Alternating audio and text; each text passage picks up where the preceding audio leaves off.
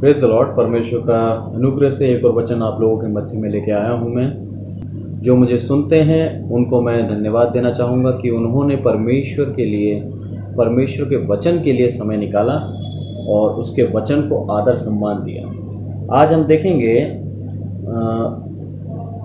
प्रेरितों के काम उसका 11 और पहली आयत से देखेंगे। फिर प्रेरितों और भाइयों ने जो यहूदिया में थे सुना कि अन्य जातियों ने भी परमेश्वर का वचन मान लिया है।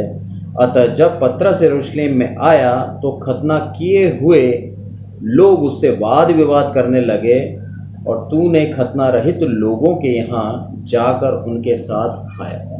यहाँ पर पतरस से वाद विवाद हुआ। यहाँ पर पतरस से क्वेश्चन करे गए, उससे पूछा गया कि तू खतना रहित लोगों के पास क्यों गया। ये वो लोग जो परमेश्वर की जाति नहीं थे, क्योंकि मूसा की व्यवस्था के अनुसार परमेश्वर की जाति वही थी जिनको खतना का चिन्ह दिया गया। अब यहाँ पर प्रभु यीशु मसीह जब आया, उसने सारी मानव जाति के लिए, जो यहूदी थे उनके लिए भी और जो यहूदी नहीं थे उन लोगों के लिए भी क्या करा, अपने आप का बलिदान किया ताकि एक भी व्यक्ति नरक में ना जाए, सारे के सारे स्वर्ग राज्य का अधिकार प्राप्त कर सकें। उनको एक दान दिया। दान यानी कि आप उसको अर्न नहीं कर सकते, आप उसके लिए कुछ मेहनत करके उसको पा नहीं सकते। वो दान होता है फ्री ऑफ कॉस्ट।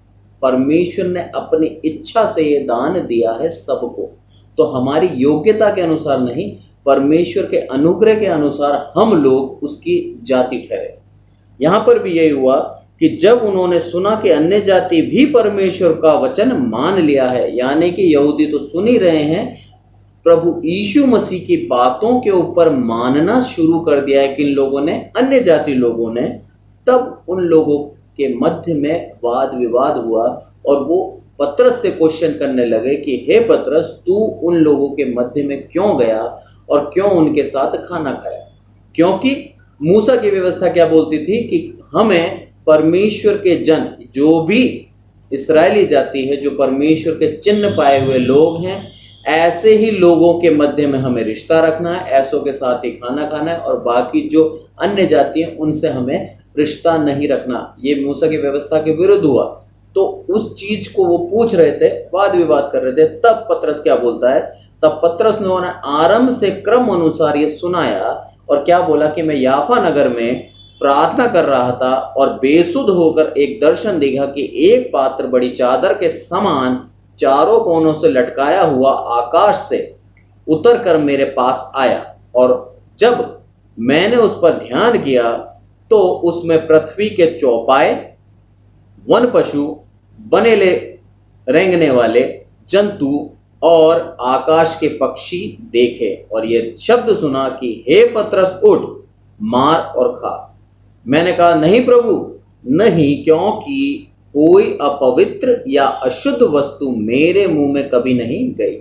यहाँ पर पतरस उनको वो बता रहा है जो दर्शन उसने देखा कि मैं याफा में था और वहां पर मैंने सो गया जब मैं बेसुध होकर लेट गया। यहाँ पर लिखा है कि मैं याफा नगर में प्रार्थना कर रहा था और बेसुध होकर एक दर्शन देखा। बेसुध हो गया बेचारा, और उस समय उसने एक दर्शन देखा, और दर्शन में क्या देखा कि एक चादर के अंदर चारों कोनों से एक ऐसा पात्र था जो चादर समान चारों कोनों से लटकाया गया, और उसके अंदर तरह तरह के जानवर थे, जंगली जानवर भी थे, रेंगने वाले भी थे, अपवित्र और शुद्ध दोनों जानवर थे, जिनको परमेश्वर की व्यवस्था ने, जिनको मूसा की व्यवस्था ने क्या करा, शुद्ध ठहराया था कि ये तुम खा सकते हो, वो वाले भी थे, और जो अपवित्र जानवर थे वो भी थे। और उनके लिए क्या वचन आया परमेश्वर का कि उठ पतरस और इसको मार और खा।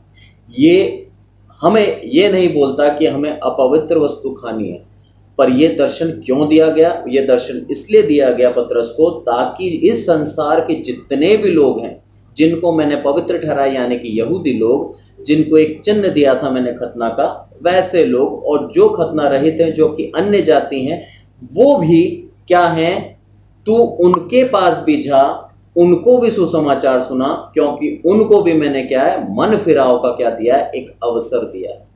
परमेश्वर की इस महानता के लिए हमें उसको धन्यवाद देना चाहिए। अगर वो अवसर नहीं देता हमें, तो आज हम में से एक भी स्वर्ग राज्य में जाने के योग्य नहीं होता। इसका एक धन्यवाद हमें जरूर देना चाहिए। और ये क्या हुआ, 3 बार हुआ है ऐसी घटना उसके साथ पतरस के बाद। और उसके बाद तुरंत उसके घर के सामने 3 लोग आए और वो उसको बोलते हैं कि तू हमारे साथ चल। तब पवित्र आत्मा पतरस में क्या बोलता है, निसंकोच तू इनके साथ हो ले और ये 6 भाई भी तेरे साथ हो ले। और हम उस मनुष्य के घर गए। तब आत्मा ने मुझसे उनके साथ निसंकोच हो लेने का कहा, साथ में जा और उनके साथ जहां वो लेके जा रहे हैं वहां तू जा, क्योंकि वहां तेरा प्रचार सुनाना, वहां तेरा सुसमाचार सुनाना तय है और इन लोगों का बचना मैंने तय कर रखा है। प्रभु यीशु मसीह हमें एक अवसर देता है कि हम उसके वचनों को माने, उसकी सच्चाई के ऊपर विश्वास करें, ताकि हम हमारे जीवन का नाश नहीं परंतु हम अपने जीवन को बचा सकें। इस छोटे से अध्ययन से हम यही सीखते हैं कि प्रभु यीशु मसीह की अपार दया हम अन्य जातियों के ऊपर हुई, इसीलिए आज हम उसके ऊपर विश्वास कर कर मसीह कहलाते हैं।